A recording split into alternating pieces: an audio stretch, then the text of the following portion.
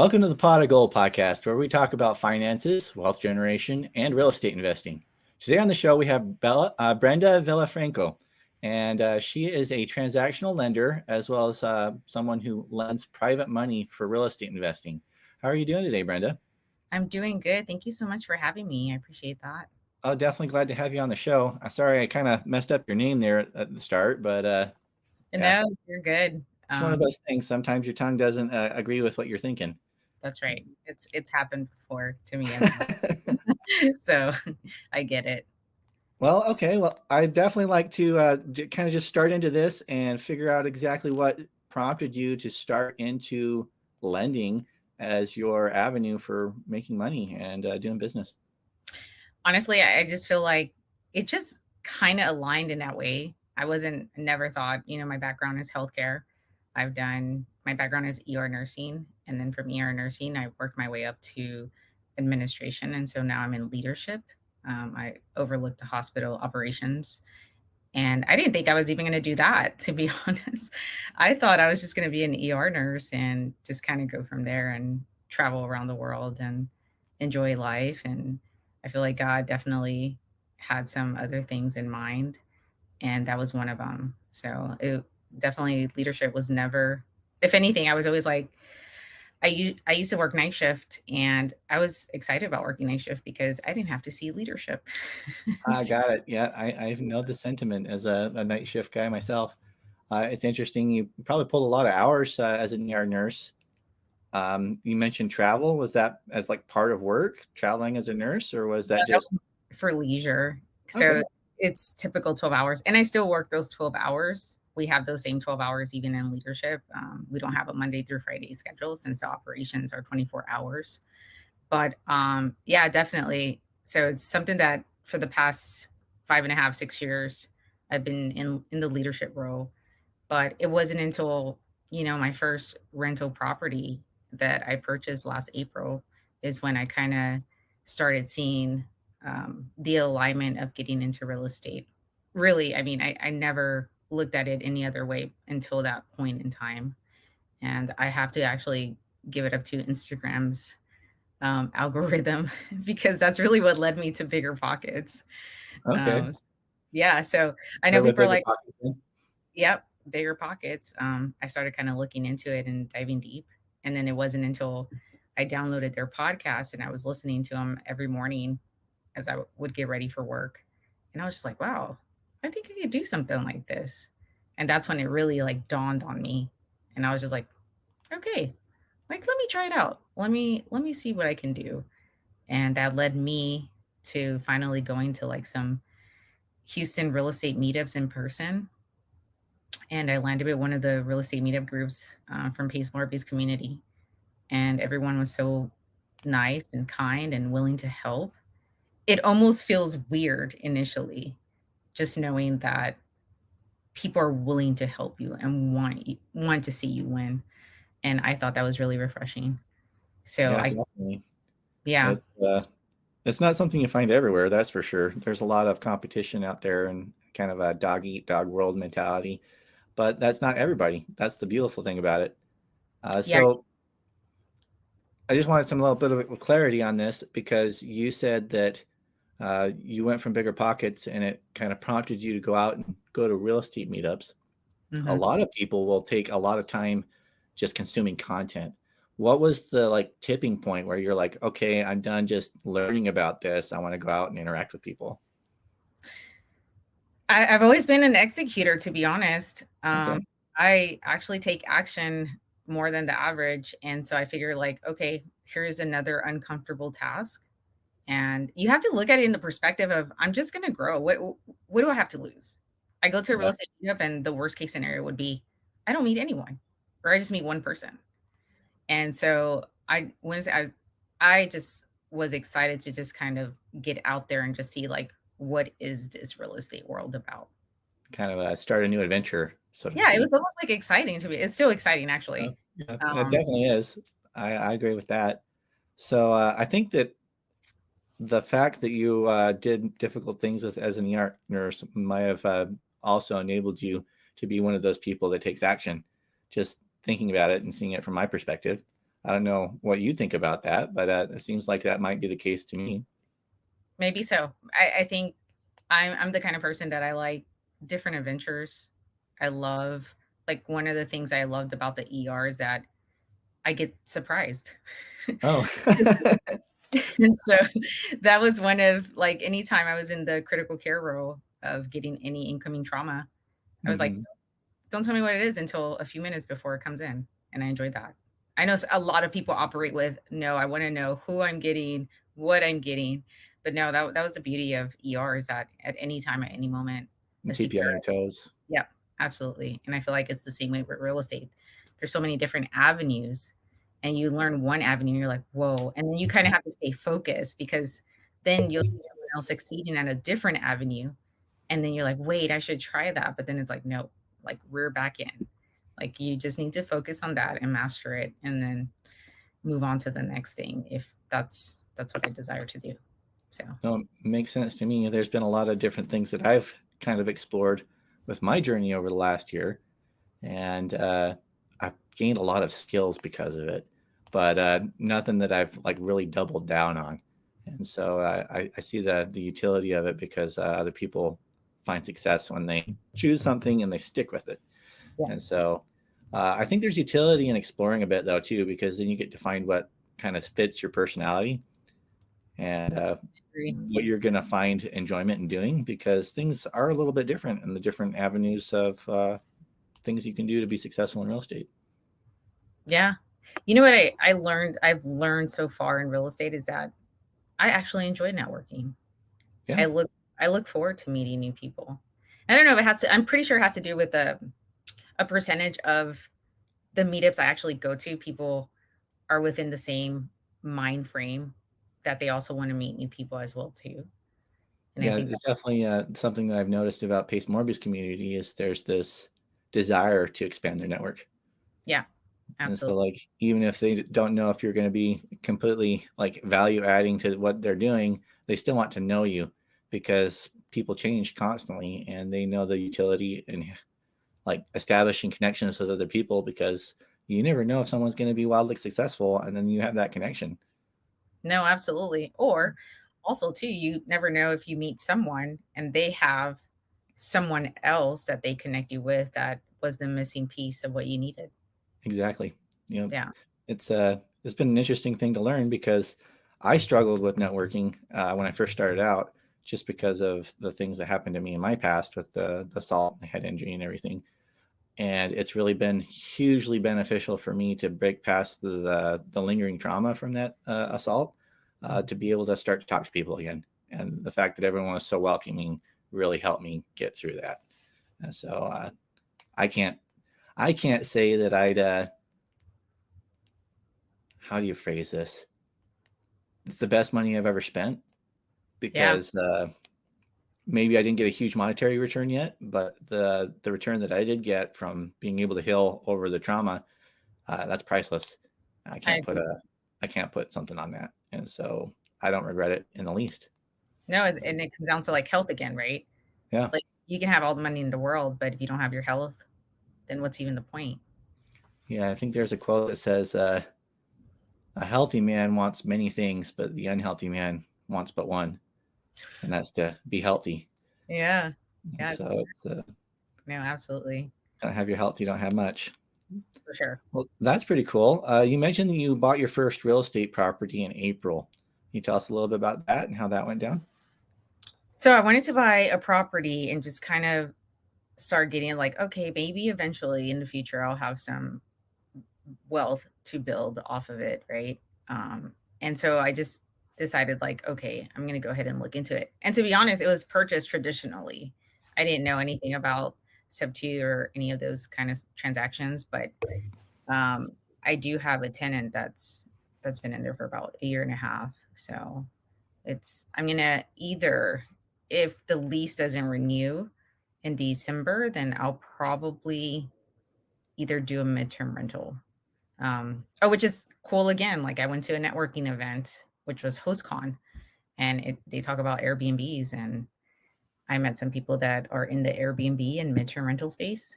And Hmm. there's a guy that I met last year at the first. host con event that I attended, and we kept in touch the entire year. And he introduced me to his friend that does midterm rentals because he feels that my house would be better off as a midterm rental. And so I actually have a call with him this afternoon. So I'm looking forward to that. Oh, you'll have to let me know how that goes. That's Yeah. really cool.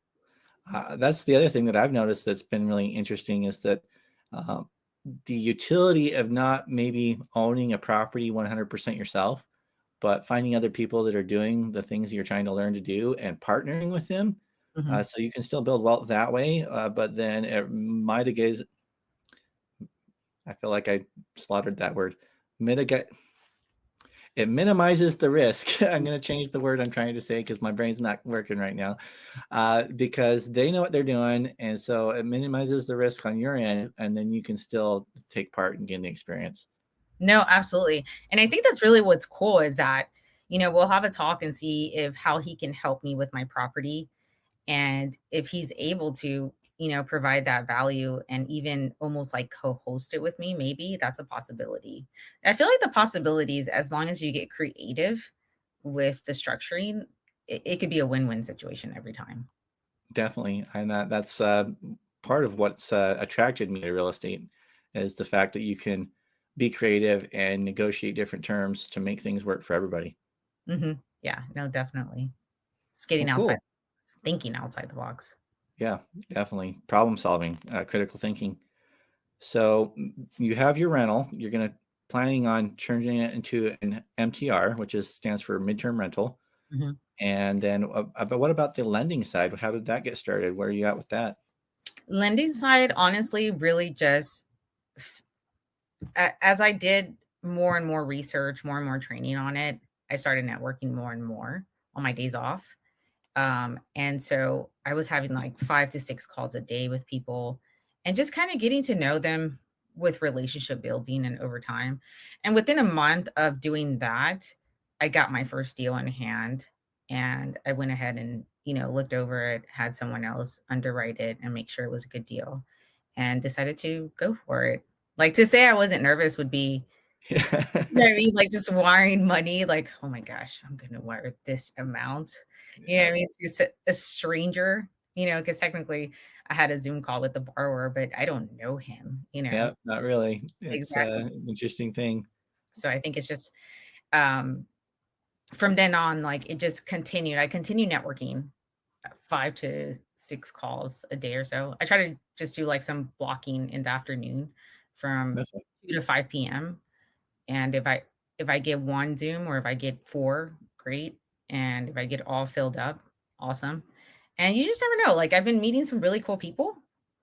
I've been talking to a lot of beginners as well too, and I was just like, "I'm still a beginner." Like, I started just a year ago with, like, You know, nothing in hand about real estate investing. So, if I can do it, you can definitely do it. So, from then on, it just kind of from all the networking, it just finally started compounding and I was able to get so many deals that I didn't even have enough to fund them for. So then at that point, I just thought about other people that I genuinely enjoyed connecting with. And I said, hey, if you're interested in this deal, you're more than welcome to. I can connect you guys, and just so I don't want if it's a good deal for it to go to waste. So yeah, I and can so, understand that. That's cool. So but the and that's something on, like, I've been networking since. I slowed down a little bit at the beginning of the year just because I was like, "Oh, man, I didn't realize how much networking I was doing." And it's really not a lot. It's 5 calls a day on my days off, which is essentially 6 days.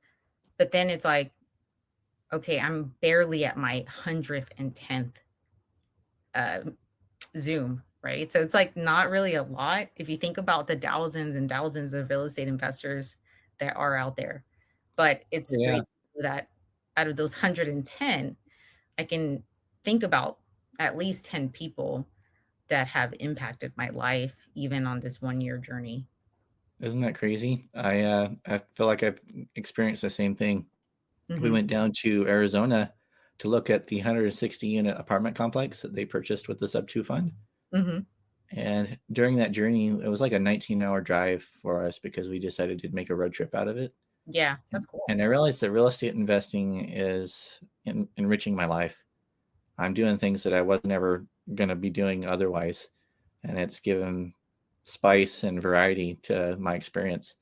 And it's given my family opportunity to do things that maybe we wouldn't have done because we were kind of homebodies and we didn't ever go anywhere. Yeah. And so it's been a blessing. It really Yeah, no, has. it really has been a blessing for me, for you, and I'm sure for a lot of other people. Just to be, you don't have to quit your full-time job, but I think Mm-hmm. it's definitely nice to be able to help someone and then also make some return as well too. Yeah, I think that was my favorite part about the PML deal that I did was that there was a young man who was a father of four, and he needed help to purchase his first property, and he's flipping it now. And I just know that because I lent him the money to be able to enter the deal, he gets to do a project that allows him to support his family, and that Oh, was really fulfilling.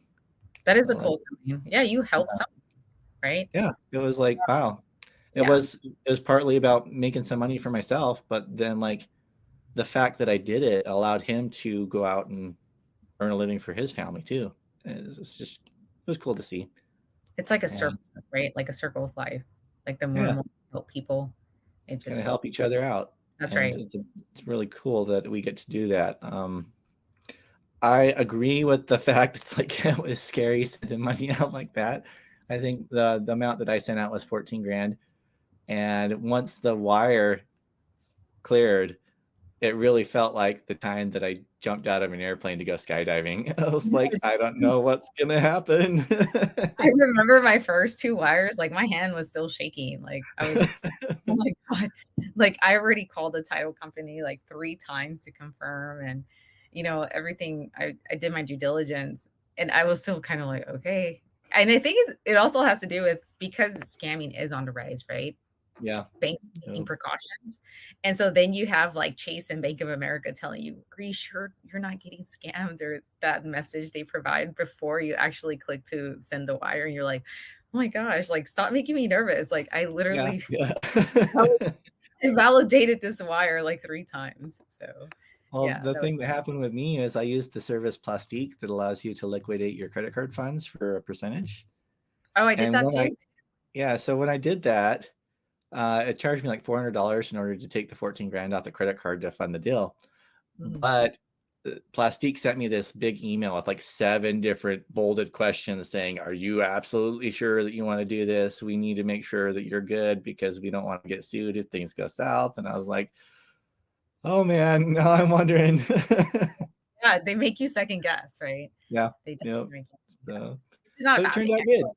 Yeah. and I got my money back 2 days early. So it was Turn it an on that. amazing experience, and I learned a whole bunch about how to structure deals and the fact that we don't want to have people using their personal residences as cross collateral Yeah. because of usury laws and other things, just things that I didn't think to even question when Mhm. I was learning about it in like the Zooms and the community chats and things like that. No, And that's awesome. I think that's important. You go out and you get some firsthand experience because it's going to teach you things that you don't even know to ask about. And you got a pretty good return too as well. Yeah. Yeah. Yeah. It was 3 grand on the 14 that I Yeah, sent out. that's awesome. And some of that got eaten by the cost of doing business, but I was happy with it. It's Yeah. more than I had before. Yeah. That's another thing people don't probably realize. You do have like the expenses of incoming wires, incoming, outbound wire, right? You get a fee for Yep. that. You get a fee for the incoming. So I Well, know some people use Relay, which is only like $5 for wire fees. yeah.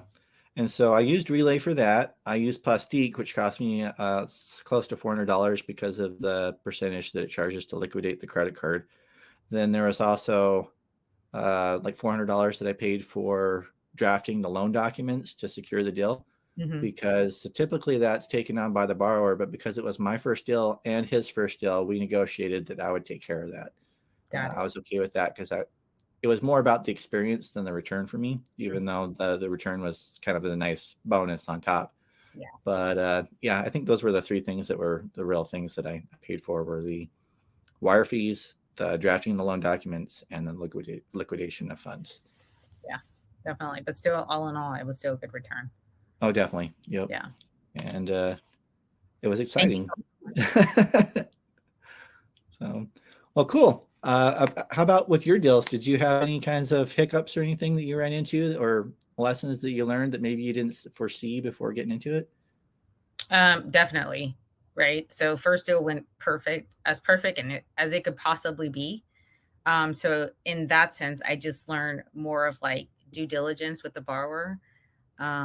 So that was like my first experience with that. And I think it was because I had a connector that connected me to that deal. So they pretty much managed the transaction from beginning to end. So it made it smoother for me as the Okay. lender. But because of that, right, then it was like when I did have more deals, then it was like, oh, I was starting to learn like, okay, now I know my expectations. And every single time I was doing a deal, that was like, this is my expectation. And every single time after I got paid out, I was like, okay, not using that person again. And Uh, it was more so of communication. And so I think if you are not able to communicate every single process like the way as if it were your deal and how you mhm. want your money to be treated, then I don't think we should do business again. So, No, that makes definitely perfect sense to me. yeah. So You want to be able to be apprised of what's going on. And the cool thing about taking this thing on as a lender first is that I know that when I go to borrow other people's money, when I start purchasing properties myself, mhm, I know now how I would prefer to be treated as a lender, and I can incorporate that into how I treat people I borrow from. mhm. And Yeah, I no, really like that perspective. yeah. I did have an amazing borrower though. I'm talking about from beginning to end. He put me on a Slack Hmm. channel and he would send me weekly updates of how the process of his fix and flip was going. And young guy too, very young. And I was just like, wow, so impressed that I don't even have to tell you to do these things, but you do these things automatically. And when there was like every single step, like, hey, it's done, and we finish actually quicker. And I was just like, oh, nice. And then by the time I knew it, he called me and he says, hey, we're posting it on the market. And I'm like, wow, that was really quick. And so he was able to flip it, finish it, put it on the market, and sell it within that week. And it only took him 3 months, and our contract was for 5 months. So Oh, okay. yeah, he Yeah, he delivered. cranked that out, didn't he? Yeah, he delivered 2 months earlier, and I thought that was really awesome. So, Yeah, that's amazing. yeah. Uh, I imagine that if you plan ahead, knowing that you can get it done in 3 months, but you still plan it for five, that gives you the ability to have some setbacks and still deliver. Yeah, I don't absolutely. know if that's how he framed it, but that's really cool. Yeah, I think he definitely framed it with cautious as part of our conversation. He said, "Yeah, I would need probably 5 months just to be on the safe side in case anything happens." But he never said that he would be done in 3 months. So that was a really nice surprise. I just remember being at an event and the title company called me saying they were going to wire my money back because the transaction was closing. And I'm like, oh, that's even better. Yeah, So, everybody likes to get their money back early, right? yeah. So it So was a really that's cool pretty experience. cool. Yeah. Well, and that saves you on some opportunity costs too, because then now you have it available to go turn around and put it into something else and earn money with it again. Yeah. No, actually, as soon as I got that money, I think I received a deal like the next day. Yeah, yeah. So I was able to definitely use that for another deal. Very cool. Yeah. Well, glad to hear that that went out well for that. What exactly are your plans for the future? What does maybe the next year or so look like? Wow.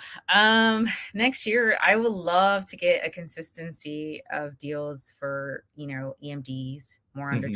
transactional lending side is something that I'm definitely going to focus on. And then I would like to build capital to be able to fund first position private money lending. Got it. Okay. So EMDs, double closes, and first position private money lends. Yeah, definitely. So Okay. I do have a Cool. friend that funds the first positions now. So if I get any of those deals, I usually send them over to him. And so you would be able to help people who are looking to do something like that already then. They can just contact me and I can go over the details with them and kind of Get them see in if contact with your yeah. contact. Mhm. Cool. Yeah. Very neat. Uh, as far as the EMDs and the double closes go, how are you sourcing those deals? So surprisingly, I have only done outreach 2 times, Oh yeah. but I haven't gotten my leads from outreach. I've actually gotten them from actually knowing people in person. Okay. So just relationship building and networking. And it's been really cool to see because it makes it easier because I know the person, and two, like I actually didn't have to do any cold outreach. So it's been definitely cool to see. I will be doing some outreach more often so I can increase my chance of getting more leads. Hmm. Even if I did that, you know, an hour a day or so, even 30 minutes, if that's all I have, then that's definitely something that I'm putting on the list to really stay, if I can stay consistent with it for the next 90 days and just see how it compounds, then I'm definitely going to do that. Yeah, exactly. Well, and there's several different ways to get leads. I think Ryan explains that we're both in his kind of a, I don't know what you call it, like a mentorship group Yeah. community, where Mentorship. he talks about where you're going to have 4 different types of leads. So you're going to have warm outreach, cold outreach, post free content, or paid ads. And I think that relationship building is definitely going to be falling under the category of warm outreach. Yes, And so absolutely. they're very cool. Just talk to people, find out what they're trying to do, and see how you can help fix their problems. A lot of people are looking to earn returns, and so if you can give them a secure way to do that, they're going to want to be able to work with you.